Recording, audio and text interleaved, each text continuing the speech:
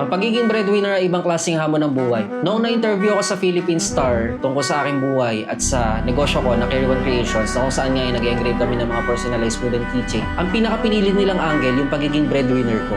At ito ang hot take ko sa pagiging breadwinner dahil alam kong sa social media, ang general sentiment dyan ay handicap ang pagiging breadwinner dahil nga imbis na nakakaangat ka sa buhay ng kasing level ng mga taong hindi breadwinner, bumabagal tuloy yung progress mo dahil possible kalahati ng sweldo mo napupunta sa magulang mo, sa nakatatanda sa'yo. Kumbaga, para sa'yo na dapat yun, pangbuelo mo na dapat yun sa buhay dahil nagsisimula ka pa lang. Ginawa ka ngang parte ng retirement plan ng magulang mo, ay mabagal tuloy yung usad ng buhay mo ngayon. Paano ka naman? Para sa akin, yung ganyang klase ng thinking sa pagiging breadwinner ay mali. Hindi mo dapat tinitingnan na parang handicap yung pagiging breadwinner. Ang pagtingin mo dapat dyan ay ibang klaseng hamon lang siya ng buhay. Ibang klaseng challenge yung mga ihaharap sa'yo at ibang klaseng rewards din ang matatanggap mo.